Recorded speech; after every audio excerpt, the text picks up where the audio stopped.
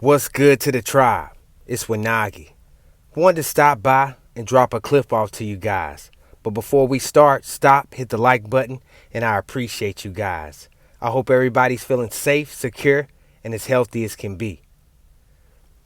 So today I kind of want to talk about this again, because we hear a lot of people giving their narrative or thinking they know what's going on about black slave masters. You'll hear the story that they own their family and all this extra bull. But that's not the case for every story. It was actual black, melanated, whatever you want to say, slave masters out here that own other melanated people. And people can't get around it. People think they have a grasp on history or our story, but they don't. If people only knew, we're barely just scratching the surface of what really happened and what went on. Remember, we weren't back during those times. And remember, we all don't have the same story. So we can't generalize and put everybody in the same box like we. It is no we. It's you and your relatives. And them and their relatives. But this clip today, it's going to come from a real African American. Her dad is from Senegal and her mom's from Louisiana. But let's get to it. Let's get it. Comedian Issa Rae came to me knowing that her mother's roots ran deep in Louisiana. Tracing those roots uncovered a story that would take Issa completely by surprise. The story begins with her third great-grandfather, a man named Dorson Charbonnet. We found Dorson, along with his family, listed by name in the 1860 census, which was unusual because this census was recorded during slavery, and enslaved people were not named on federal documents. If they were named, would they be free? The Charbonnets were free. How did they get away with that? The answer to Issa's question lay with Dorson's mother, a woman named Malit Bollier. Malit was born into slavery sometime around 1790.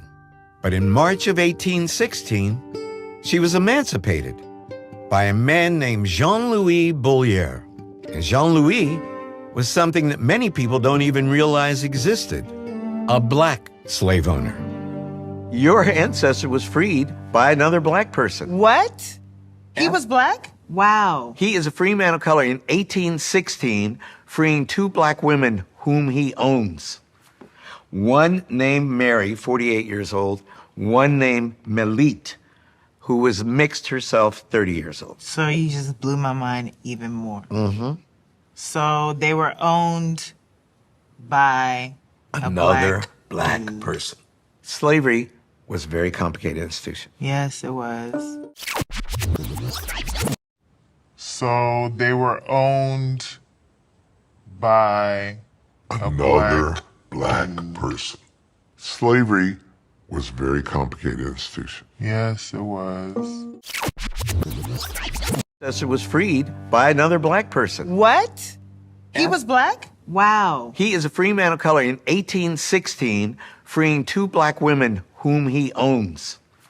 One named Mary, 48 years old, one named Melit, who was mixed herself, 30 years old. So you just blew my mind even more. Mm-hmm. So they were owned by another black person. Slavery was a very complicated institution. Yes, it was.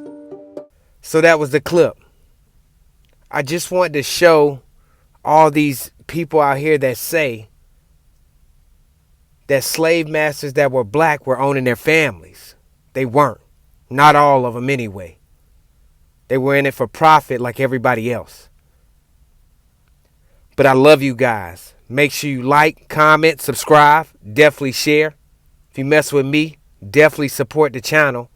Feathers up, tribe up, wise up, rise up. History is more complicated than the simple narrative that we get in school. It sure is. History is more complicated than the simple narrative that we get in school. It sure is.